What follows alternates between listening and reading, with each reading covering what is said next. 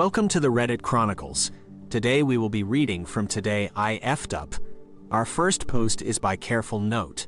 Today I F'd up by half-assing the burial of my daughter's dead hamster.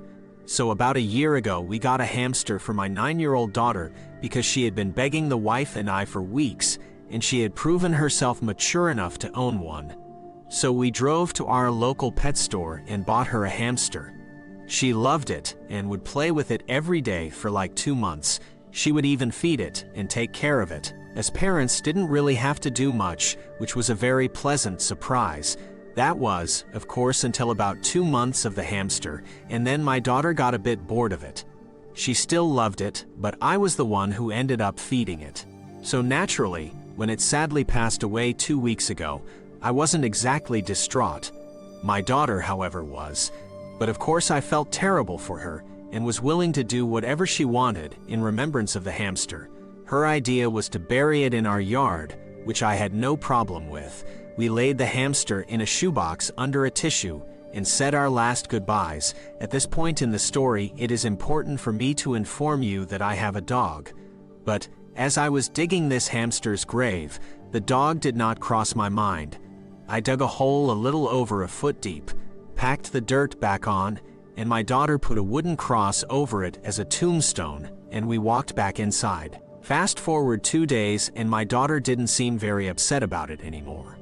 That was until the very next day.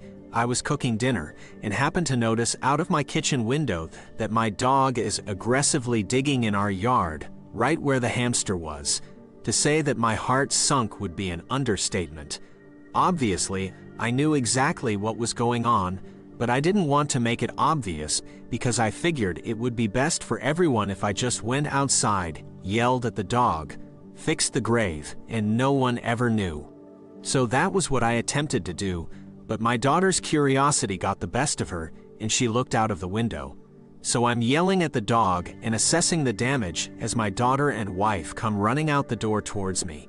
Now, thank God, I don't believe that the hamster was harmed, but there was a hole in the box, so I'm not sure. As swiftly as possible, I kicked some dirt onto the box nonchalantly so that it covered up the hole before my family saw it. My daughter was bawling.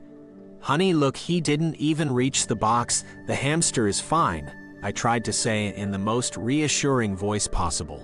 But she did not care. Nothing was going to cheer her up in this moment.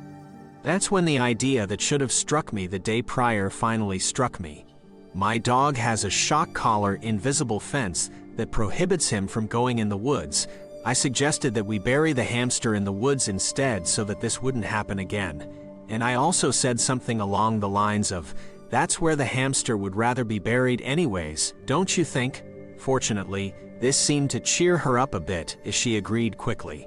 So that's what we did. The whole process over again, this time in the woods. And it's been a few days and the grave is still intact and everyone is happy. But nonetheless, I feel like a horrible father, so I could use some reassurance. Our next post is by Impossible Ad. Today I F'd up by accidentally telling my in-laws that I would propose right now. I have been with my Brazilian significant other for 4 years living in UK. The past 2 weeks we have been staying with her parents in Brazil. This is also the first time I have met them face to face. Leading up to this trip, I had decided that I would ask for their blessing for our marriage.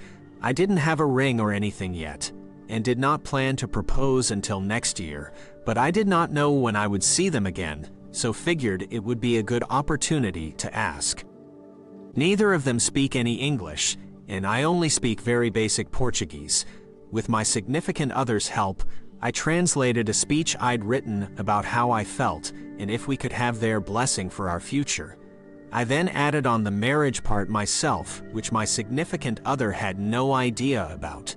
After holding this in for a few days, whilst I got to know them a bit better, everything was building up to this moment where I would sit down for the chat and try to stumble through these Portuguese words to express my feelings. My significant other was away for a moment, and I took my chance. The tension was real, my hands shaking and my voice trembling slightly, but I aced the whole thing, and they were both super emotional and super happy. We used Google Translate so that I could understand their reply, and they told me they already saw me as their own son. Some of what they were saying was not picking up on my phone, so I told them that if they wanted to get my significant other to translate a few words, then that was cool. But just don't specifically mention the marriage part. They said not to worry, and that we would push on with the translator. I then decided to reiterate, using Google Translate, that I had no plan for when I would propose yet. But after spending time here, I felt more and more like I wanted to propose in Brazil. We had already discussed returning next year. In hindsight, this is probably where the fun began. Her dad wandered off whilst her mum said a few more lovely words, and he then returned with my significant other. Everything was awesome, and I casually changed the subject so we could get on with the evening.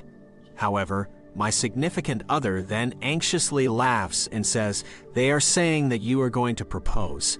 So I'm thinking, what the heck, way to ruin the surprise, guys. But whatever, I guess they were really excited and couldn't hold it in the moment.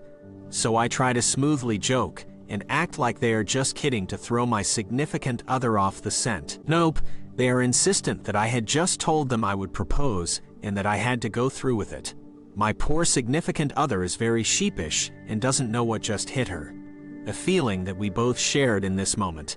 I then take my significant other's hand, with my in-laws joyfully staring in anticipation, and tell her in English that they have very much misunderstood the situation, but that I had indeed asked for their blessing to marry her, and that now that the cat was out of the bag, I may as well go through with it. So there I am suddenly on one knee in my in-laws' kitchen, no engagement ring in sight, her mother filming the awkward exchange, my significant other's face in a state of disbelief. I say something sweet and ask her to marry me. She says yes. My father-in-law goes into a serious conversation with her in Portuguese, whilst she is still processing the whole thing in a near catatonic state, and I am awkwardly tapping her arm and muttering if we can go and talk to debrief this whole clutterfuck of a situation. During the debrief, I explain what went wrong and how my dream of a super romantic proposal had rapidly slipped away. After processing everything, we are both absolutely over the moon and come away with a very interesting story to go home with. Oh, and the only person I had mentioned anything to prior to this is my father, and even then he only thinks I am coming home with a blessing. My friends and family are certainly in for a surprise. Thank you for listening to the Reddit Chronicles. Follow for more content.